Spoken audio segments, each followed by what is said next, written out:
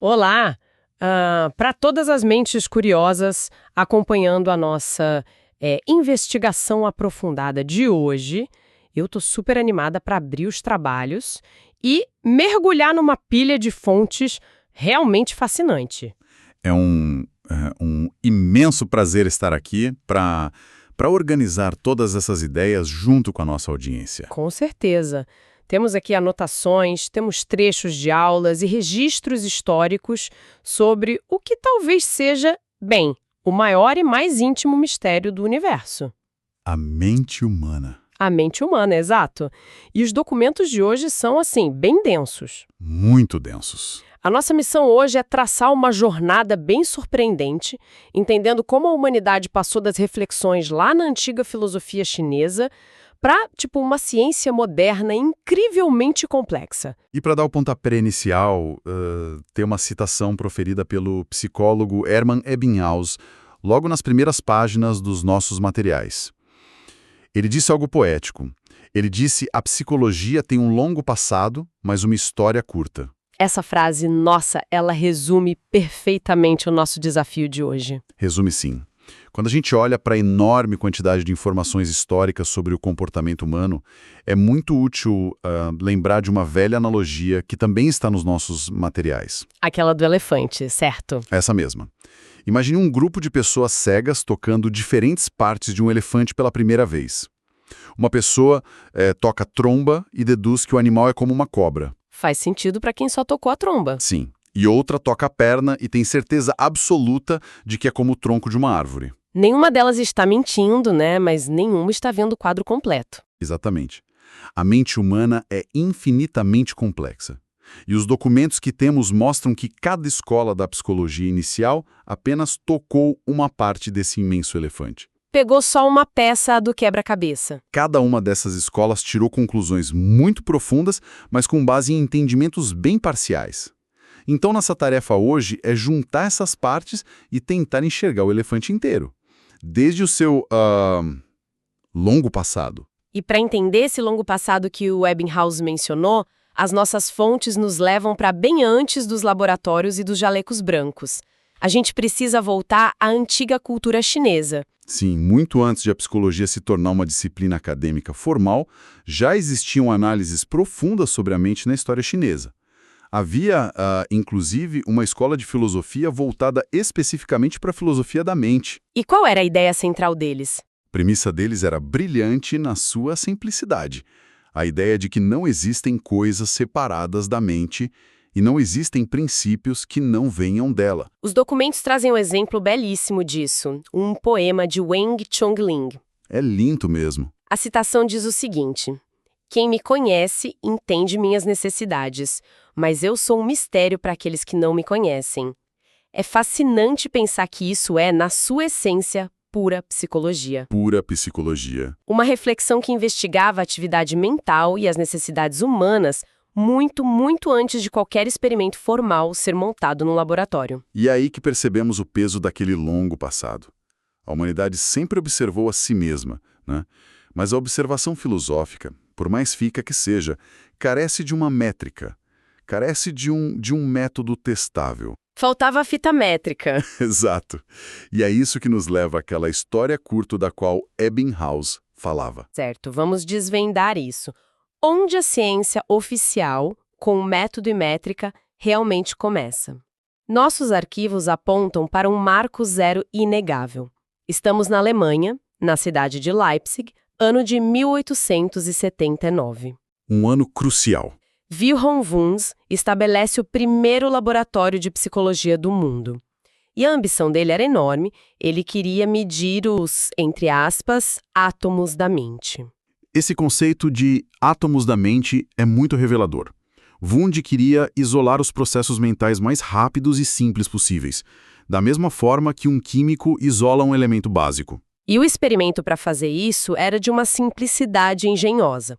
De acordo com as anotações, Wundt e os alunos dele inventaram uma máquina para medir o tempo de atraso entre dois eventos. Primeiro, uma bola era solta e batia em uma plataforma de madeira. O sujeito do experimento ouviu o som da bola caindo E no instante em que percebesse o som, deveria pressionar uma tecla de telégrafo. O que é fascinante aqui é como esse exato momento, esse simples som de uma bola caindo, separou oficialmente a psicologia da fisiologia e da filosofia. Eles mediam esse intervalo minúsculo e depois o comparavam com o tempo necessário para tarefas mentais ligeiramente mais complexas. Deixou de ser apenas uma reflexão teórica, como lá no poema chinês, e passou a ser algo mensurável em milissegundos. É a mente humana sendo cronometrada pela primeira vez. Foi uma quebra de paradigma. Mas Wundt foi apenas o começo. A partir desse laboratório em Leipzig, os alunos dele se espalharam e começaram a debater como exatamente deveriam estudar essa mente recém-descoberta pela ciência. Temos um contraste brilhante nos documentos entre dois gigantes que surgiram dessa era, Edward Titchener e William James. Titchener levou os métodos experimentais para os Estados Unidos e fundou o que chamamos de estruturalismo. A ideia do estruturalismo era tentar entender a mente desmontando-a em seus componentes básicos e sensações. Como se a mente fosse um grande castelo de blocos de montar, e eles quisessem catalogar cada peça individual, bloco por bloco. Uma excelente analogia. Titchener queria a estrutura subjacente da experiência humana, peça por peça. Mas, do outro lado do ringue, temos William James. O fundador da psicologia americana? Isso, com a escola do funcionalismo. James achava a ideia de fragmentar a mente algo totalmente artificial. Para ele, a consciência era um fluxo contínuo. Um rio constante de pensamentos que não pode ser cortado em fatias sem perder a sua essência. Exatamente. O foco do funcionalismo não era descobrir do que a mente é feita, mas sim o que ela faz. O objetivo era entender como a mente se adapta ativamente ao ambiente ao seu redor, ajudando o organismo a sobreviver e prosperar. Aqui é onde a coisa fica realmente interessante. Porque enquanto os americanos debatiam se a mente era feita de blocos de montar ou se era um rio contínuo, a Europa estava prestes a ser atingida por um verdadeiro terremoto conceitual. Entra em cena um médico austríaco Sigmund Freud. E a sua perspectiva psicodinâmica? Freud muda completamente a direção do debate, não é? Muda de forma radical. Ele afirma que nós não estamos no controle consciente desse rio de pensamentos de William James. Na verdade, nossos documentos mostram que Freud argumentava que a atividade mental humana é impulsionada, em sua vasta maioria, por impulsos inconscientes. É um mundo totalmente oculto. E para acessar esse mundo, ele desenvolveu métodos que parecem saídos de filmes. A associação livre, por exemplo. O terapeuta diz uma palavra qualquer. O exemplo do texto é a palavra semicircular. O paciente, então, deve dizer a primeira coisa que lhe vier à cabeça, sem filtros, sem censura nenhuma. Freud acreditava que isso contornava as defesas da mente e revelava os desejos subconscientes. Ele também interpretava sonhos, que considerava a via mais pura para acessar o inconsciente. E ele adorava analisar o que hoje chamamos de atos falhos, certo? Muito. Esse exemplo nas anotações é muito bom. Um aluno chega atrasado na aula e, na hora de pedir desculpas e dizer que não queria chegar tarde, acaba dizendo sem querer que desejava chegar mais tarde. Mas, segundo as nossas fontes, por que o Freud via isso como algo além de um simples tropeço ou erro de pronúncia? Porque, para Freud, não existiam acidentes na fala. Nunca. Aquele erro era o desejo interior do aluno se manifestando em voz alta. Era o inconsciente furando o bloqueio do consciente. A teoria freudiana influenciou brutalmente não só a clínica, mas a arte, a literatura e a filosofia do século XX. Porém, os documentos trazem críticas severas a essa abordagem. Sim, a grande questão científica. A principal crítica é que os conceitos fundamentais de Freud eram quase impossíveis de serem testados em um laboratório. Ele falava de instâncias da mente como o id, o ego e o supereu.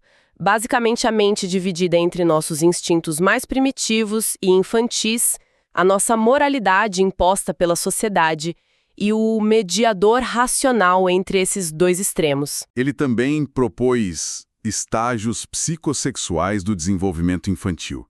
Mas como a ciência tradicional poderia medir isso? Como colocar o id num tubo de ensaio? Como medir um desejo reprimido com um cronômetro, do jeito que o Wundt fazia com a bola de madeira? Não tem como.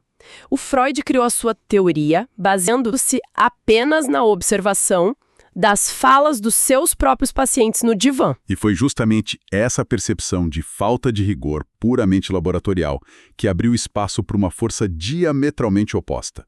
Uma força que ganhou muita atração nos Estados Unidos, o comportamentalismo ou behaviorismo. Liderado por figuras como John Watson e B.F. Skinner. Eles queriam expurgar tudo que fosse invisível da psicologia. Exato. Eles queriam jogar o inconsciente de Freud pela janela, basicamente. E a consciência de William James também. Passar a régua em tudo que não fosse palpável. O argumento deles era de que a ciência só deveria focar naquilo que pode ser observado, medido e claramente definido. Ou seja, apenas estímulos externos e o comportamento físico que resulta deles. A confiança deles nessa ideia era absoluta. Tem uma citação de John Watson nas nossas notas que é impressionante, e eu faço questão de ler para quem nos ouve entender a dimensão disso. Ele declarou ao mundo o seguinte: "Dei-me uma dúzia de bebês saudáveis, bem formados, e meu próprio mundo especificado para criá-los. Quer dizer, criá-los e garantir que pegarei qualquer um ao acaso e o treinarei para se tornar qualquer tipo de especialista que eu selecionar.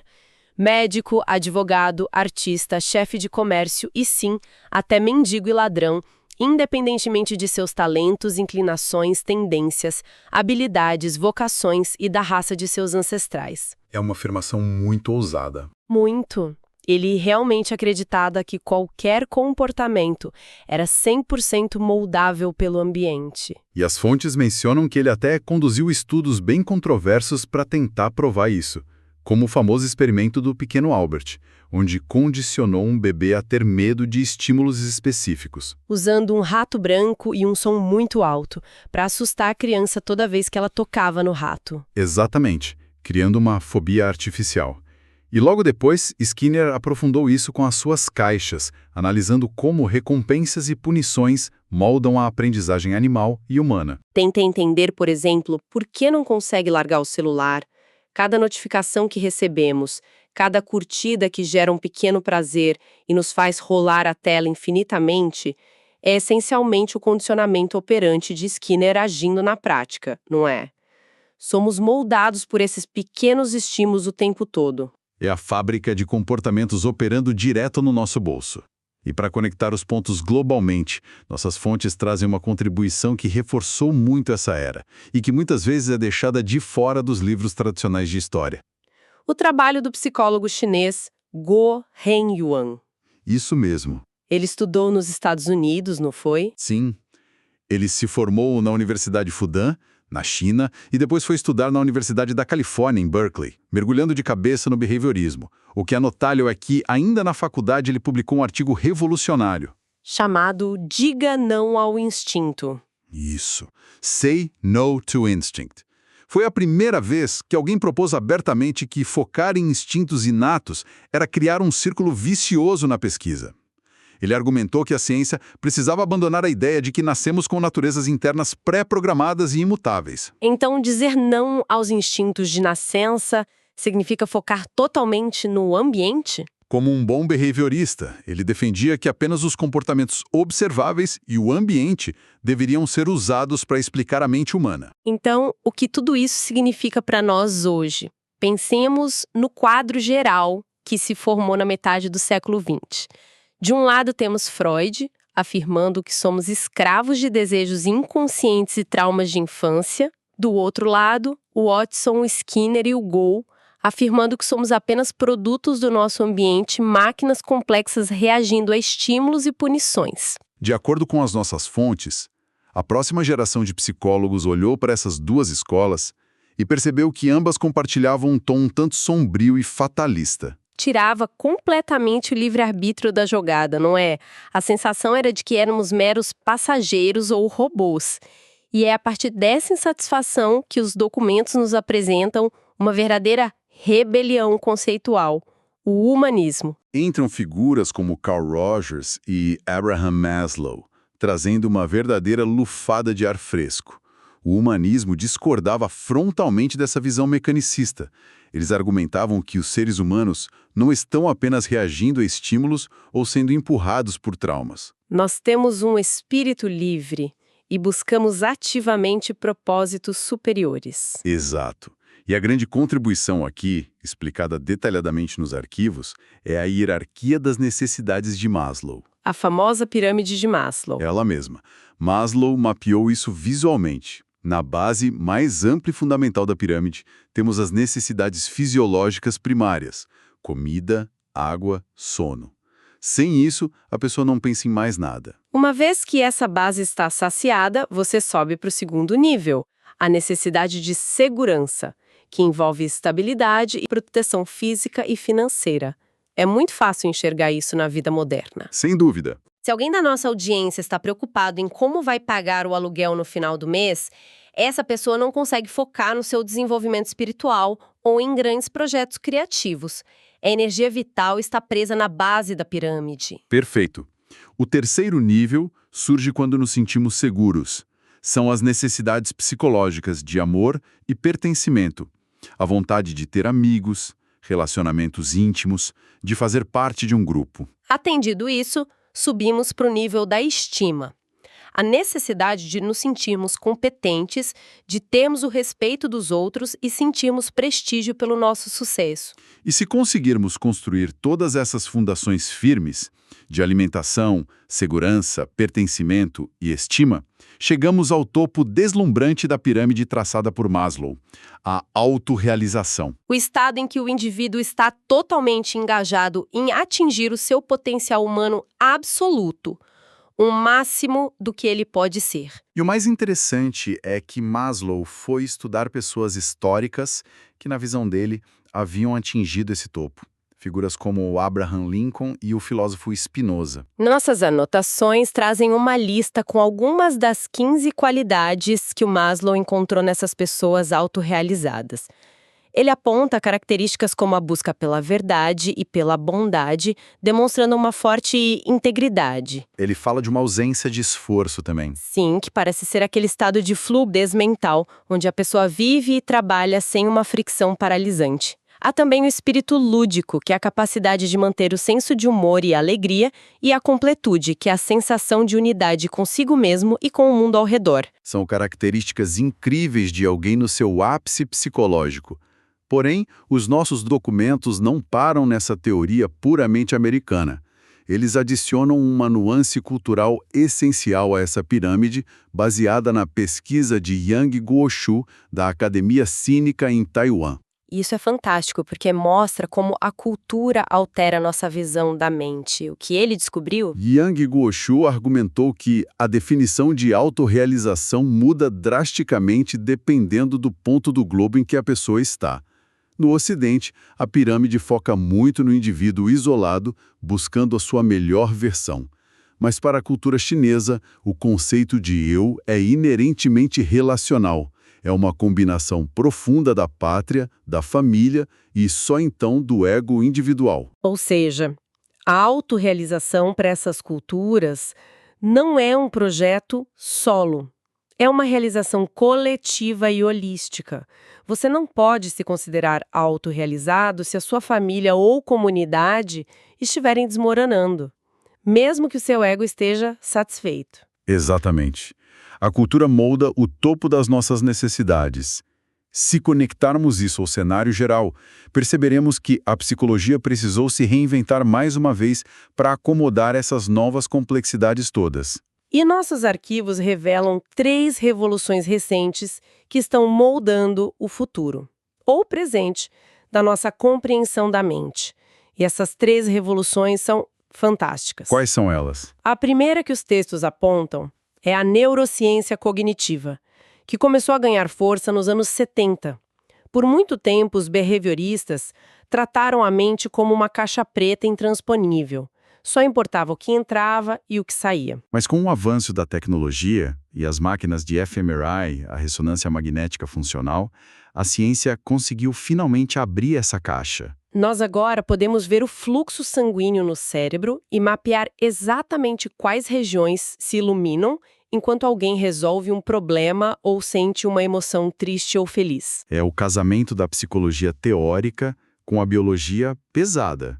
Nós deixamos de apenas adivinhar o processo interno para podermos literalmente visualizá-lo em tempo real na tela de um computador. A segunda grande revolução listada nos materiais é a psicologia cultural.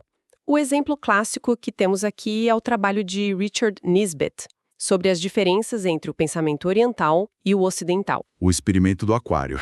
Exato. O experimento de observação visual que ele fez com um aquário. Como era isso? Esse experimento é um divisor de águas. Nisbett mostrava imagens subaquáticas com peixes grandes em movimento, além de pedras, plantas e bolhas de água ao fundo. E ele mostrava isso para pessoas na América do Norte e no leste asiático. E a forma como esses dois grupos descreviam a cena mudava completamente. Os ocidentais costumavam focar quase exclusivamente no objeto focal, ou seja, no peixe grande. Eles descreviam a cor dele, para onde ele estava nadando, o que ele estava fazendo. Enquanto os orientais prestavam muito mais atenção ao fundo. Eles falavam sobre a cor da água, as pedras e como os peixes menores interagiam com o ambiente ao redor do peixe grande. E o detalhe mais incrível vem agora. Quando os pesquisadores mudavam o fundo da imagem, os ocidentais não se importavam e continuavam reconhecendo o peixe grande normalmente. Mas os orientais tinham muito mais dificuldade de reconhecer o peixe se o ambiente atrás dele tivesse sido alterado. Porque para eles, o peixe e o ambiente são uma coisa só. Isso destrói aquela ideia antiga de que a cognição humana, a forma como vemos e memorizamos o mundo, é um mecanismo universal e padronizado em todo lugar do planeta. A nossa cultura molda até a direção para a qual nossos olhos olham de verdade. É fascinante. E por fim, os nossos materiais descrevem a terceira revolução. A psicologia positiva, que ganhou muito destaque no final dos anos 90 com pesquisadores como Martin Seligman e Mihaly Csikszentmihalyi. Essa revolução foi uma resposta a décadas de foco na doença. Por muito tempo, a psicologia dedicou quase todos os seus recursos para entender fobias, depressão, traumas e disfunções clínicas. A psicologia positiva inverteu a lente e perguntou o seguinte: e as vantagens de ser humano? Por que não estudamos as pessoas felizes para entender como elas funcionam e o que as faz prosperar? Eles decidiram investigar sistematicamente os nossos pontos fortes. Coisas como o altruísmo, a nossa incrível capacidade de empatia, a coragem, as nossas virtudes morais e por que nós sonhamos com o futuro. E a união dessas três áreas que nos dá a perspectiva moderna que temos nas fontes de hoje. A neurociência nos mostra o hardware, a maquinaria física do cérebro. A psicologia cultural nos mostra como o software, os nossos pensamentos, é programado pela sociedade ao nosso redor. E a psicologia positiva nos lembra do propósito de todo esse sistema. Não apenas sobreviver e consertar problemas, mas florescer. Isso nos afasta daquela visão antiga de que somos apenas criaturas biológicas regidas por instintos primitivos, ou robôs condicionados. Somos criaturas profundamente sociais e morais. É por isso que os documentos concluem toda essa longa jornada histórica com uma definição muito bela. Eles afirmam que, depois de todas essas transformações, a psicologia não é apenas uma profissão de cura clínica, mas é uma ciência grandiosa e de sonhos. Que forma fantástica de amarrar tudo. E que viagem intelectual nós fizemos hoje, não é? Começamos lá atrás na história, tentando medir a velocidade do pensamento com uma bola de madeira caindo em Leipzig em 1879. Depois mergulhamos no inconsciente obscuro com o Freud, esbarramos na rigidez extrema do behaviorismo focado apenas naquilo que podia ser observado. Mapeiam como o nosso cérebro processa a bondade e a empatia, moldado pelas diferentes culturas do mundo. Quero agradecer imensamente a companhia de quem esteve presente nesta jornada intelectual conosco, desbravando os mistérios que carregamos dentro das nossas próprias cabeças. Foi, sem dúvida, uma exploração incrível dos nossos materiais. E para finalizar, se conectarmos as duas pontas da nossa conversa de hoje, isso levanta uma questão importante para a nossa audiência refletir após a nossa sessão. Vimos que a psicologia positiva estuda os nossos estados mais elevados, como a empatia e a bondade.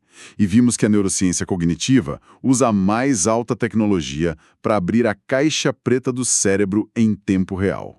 o que acontecerá no dia em que essas duas fronteiras se fundirem de forma definitiva. Uma ótima provocação. Será que algum dia a gente vai conseguir colocar alguém numa máquina e literalmente ver a imagem exata de um pensamento de puro altruísmo se acendendo nas sinapses? Será que a ciência moderna, com todas as suas métricas, conseguirá um dia traduzir um sentimento tão abstrato e grandioso quanto a autorrealização coletiva em um simples mapa de impulsos elétricos? É algo intrigante para se pensar enquanto navegamos por nossas próprias mentes e sentimentos todos os dias. Fique aí esse pensamento instigante para reverberar na mente de cada um que acompanhou essa nossa exploração de hoje. Agradecemos mais uma vez pela escuta atenta e por buscarem sempre expandir as fronteiras do próprio conhecimento. Um grande abraço a todos e continuem curiosos.